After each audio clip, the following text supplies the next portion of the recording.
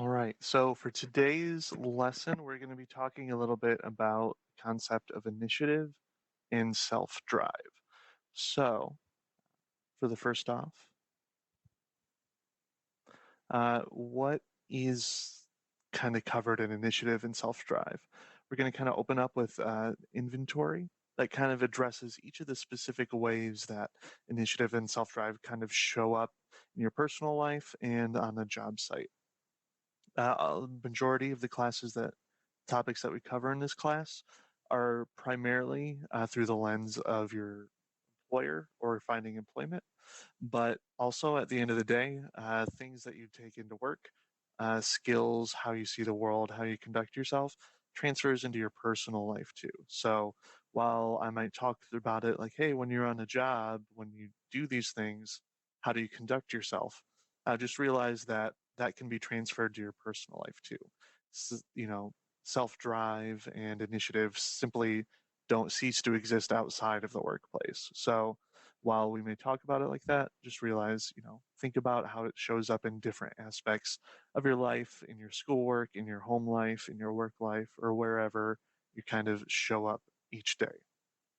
So on this next page here, just kind of take a look at each of these rows that have numbers in them and think about, hey, do I do this? And just kind of mentally think of what your number is. I never do it. I sometimes do it. I do it all the time, or I'm not really sure. Do you know your career goals? Do you have a plan to achieve those goals? Do you adjust your career goals as you need? Do you put full effort into your work? Do you constantly improve your skills and work outcomes over time? Do you reflect on how much effort you put into something after you've done it? Do you think about, hey, because I did this, it changed the outcome of this job I did? Do you think about keeping track of all of the achievements you've done? Do you have a list of, hey, all of the things I've accomplished? Do you have, a portfolio that you can bring up during interviews like, oh, I did this, I did that? Do you know what areas you need to improve in your career? So not what are you good at, but also what are things that I need to work on more? And also, do you know how to take the steps to improve in those areas so you can continue growing in your career? And all of these are aspects of initiative and self-drive. So if you're watching this, in the worksheet that's attached to this assignment, you'll also find some of these questions. So as we do these videos, make sure that you have the worksheet up and that you're answering some of these as we go along and kind of reflecting on these questions. So what are 3 ways someone could show initiative and self-drive? What are 3 ways that someone who lacks initiative and self-drive, how does that show up? And then what are 3 reasons why you think initiative and self-drive are important in the workplace? That kind of moves us to a new topic of something that is commonly referred to as grit. Grit's, one way to describe it is just a passion and perseverance for your long-term goals. So grit might have a few different things, but what it's not is it's not talent. It's not being really good at something naturally. That's not grit. Grit isn't luck. It isn't about the achievement that you've actually done. So even if you get to where you're going, that doesn't necessarily mean it took grit to get there. You might just know the right people or been at the right place at the right time. And grit is definitely not having to do with anything with how bad you want something. One thing I will say is that, in this course, in school, it doesn't matter how much you actually want the certificate or you want your degree. Kind of in a certain aspect, it doesn't matter how bad you want it if you don't do the work related to it and you don't try to overcome those obstacles. So grit is not how badly you want something to happen. What it is having a goal that is such a high priority for you that it gives context and influence to everything that you do. That if you're taking time off work to show up to classes. Like, you are restructuring your life in order to accomplish a goal. That is an evidence of, someone with grit. It's holding steadfast to that goal. So even if you fail your first assignment, you miss your assignment, if things don't go well, if you get sick, things barriers come up in your personal life, that even despite challenges, obstacles in your way, you continue to get up and you continue to keep moving forward. And also, uh, talent and luck matter success, but they're not a guarantee of grit. Again, you can end up in the end goal that you want, but it doesn't mean it took grit to get there. And so I think a lot of students might have trouble failing. It's okay to fail. It's what you do after you've failed at something or you think you failed. What do you do after that? Because you're human, you're imperfect, it's going to happen. So it's what do you do in response to that? So I'm going to pull up a video here. And as you watch it, take some notes, reflect in the worksheet. Like, what are 4 ways that you can develop grit, and kind of like what areas do you excel at and are already doing now? And what areas are probably some of the most difficult for you?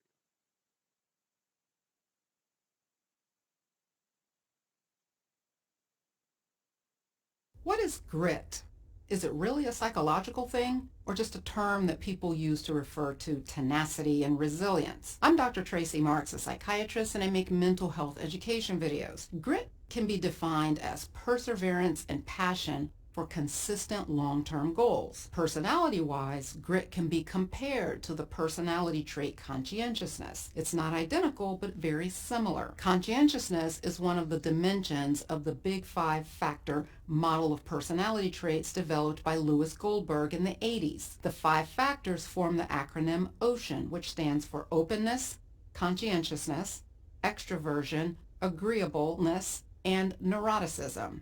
I talked in detail about neuroticism in this video. If you score high on the conscientiousness scale, you tend to be a rule follower, efficient, organized, thorough in your efforts, achievement focused, disciplined, and deliberate. If you score low on this scale, you tend to be more impulsive, easily distracted by things, and need situations to be fluid and flexible, and allowing for all possible outcomes to be acceptable. Kind of like whatever happens, happens. Just go with the flow. Some people assume that perseverance is something that you learn based on family values, and it can be, but according to research, it's a trait that you're born with. It either comes naturally for you or it doesn't. So it's a trait that's been studied and determined to have 2 aspects to it: perseverance of effort and consistency of interest.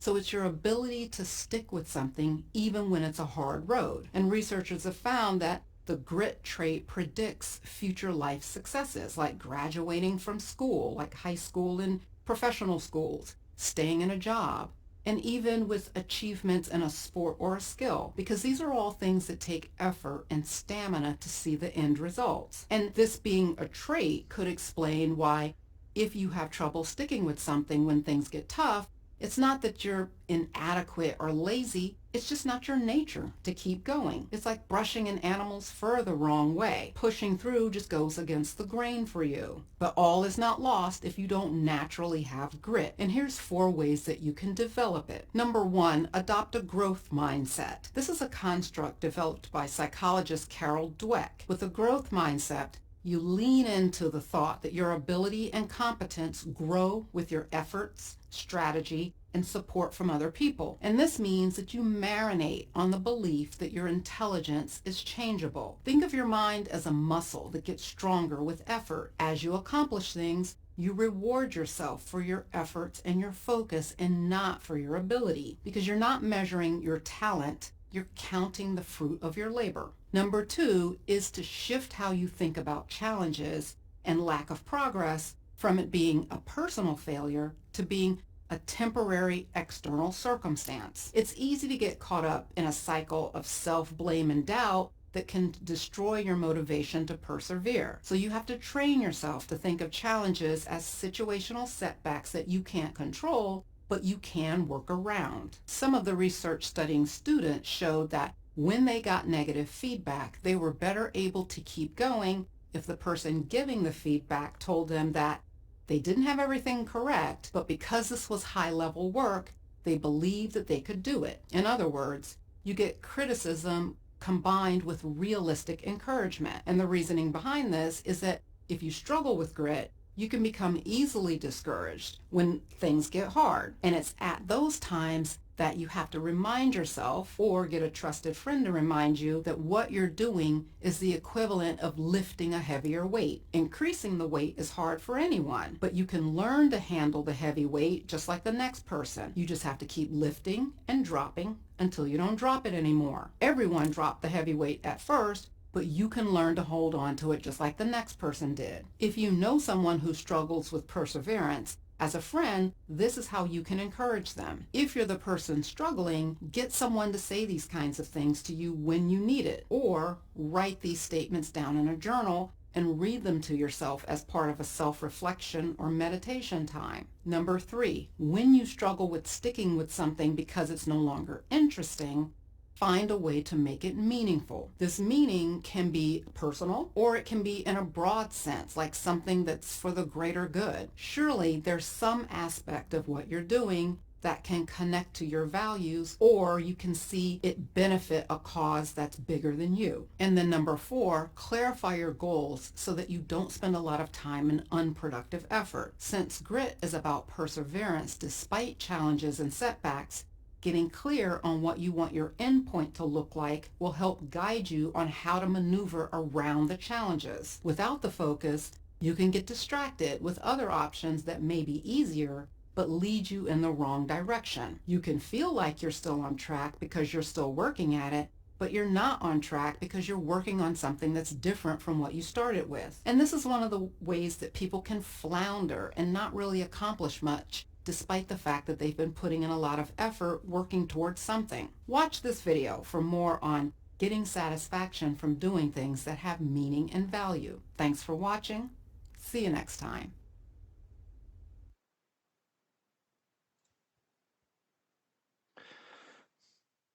All right. So I will pull up that video just so you can look at it in the free time if you want to revisit it. The link will show up. There we go. And also just give credit to the person doing this as well. So Dr. Tracy Marks, what is grit? How What do you is get it? grit? Is it And give yourself a break if you don't have it. So if you want to find that video, you can find it that way. I should also include the link in the assignment as well.